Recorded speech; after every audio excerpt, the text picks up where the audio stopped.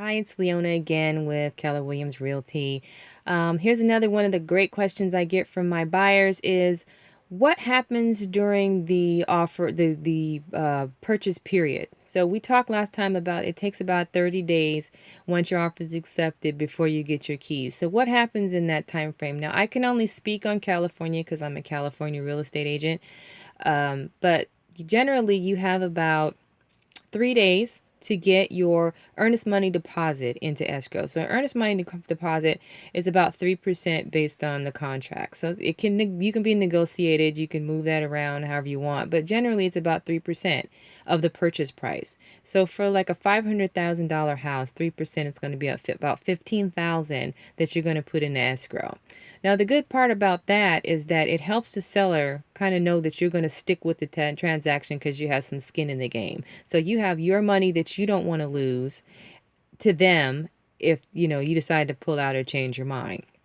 The next thing we're going to work on is the 17-day inspection period. So like I said, I'm only speaking on California real estate.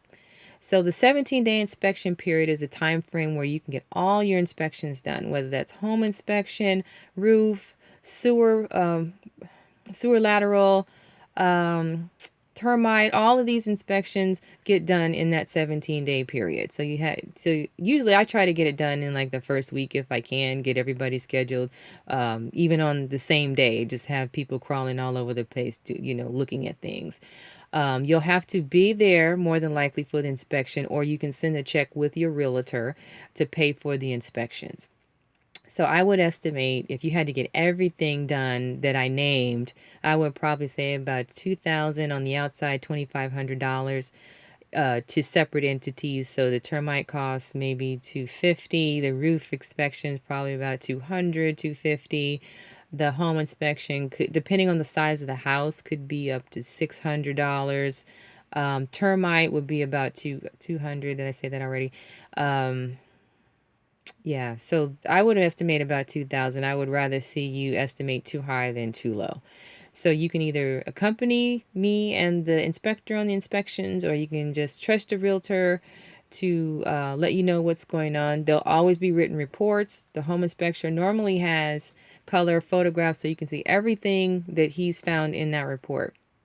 The other thing you're going to have to pay for is the appraisal. Now, that depends on your lender, and your lender is going to let you know how much that costs, and that usually you'll have to provide a credit card or something. So I'll say like about $700 for the appraisal. And again, that's depending on the size of the house, the type of the appraisal, and things of that nature. So I would estimate about $700 for that. So now you have 17 days to get all of that done. So as soon as those are done, we're going to sign a form, and the form is going to say that everything is done. So the realtor, I'll just speak in first person. So I would make sure to let the listing agent know that these inspections are being completed. So they can kind of assure the seller, okay, they are working, they are trying to get this done. They're not sitting on their heels waiting until the 17 days, and now they're like, oh my gosh, now we need all the inspections. So I try to keep the listing agent abreast of everything that's going on so that they, even before they ask. So after 17 days, we're going to sign a form that says everything is done. The appraisal's already come back and told us the value. And the next question I get, speaking on appraisal, is what happens if the house is 500,000 and the appraisal comes in at 510? Now you have two options in that case. Now you can either come up with the 10,000 in cash and then still close the deal, or you can have the real estate agent negotiate that the value of the house stays at 500. Okay, so you'd have to get something in writing from the seller saying, okay, we're going to agree on the lower price instead of the higher price. But sometimes the seller will push back. Maybe you can raise your 5,000 in cash, and then he'll lower theirs 5,000. So now the purchase price is 505.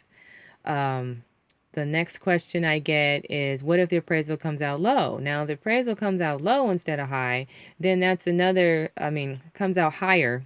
What if the appraisal comes out higher? So if the appraisal comes out higher, then unless the seller wants that money, normally that's in your favor. So that means you're going to be walking into that property when you close with equity. So let's just say the appraisal came out higher, right? Like 525. So instead of negotiating up, now you'll be like, oh, yeah, this is great.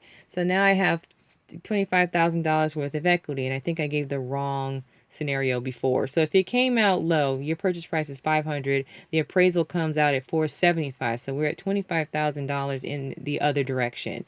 So you'd have to negotiate with the seller whether he or she is gonna lower the price to 475, or you're gonna have to make up the difference at 525, or possibly walk away from the deal. So that's something that you'll have to negotiate amongst yourselves, and working with your realtor that can give you some staunch advice on which way to proceed.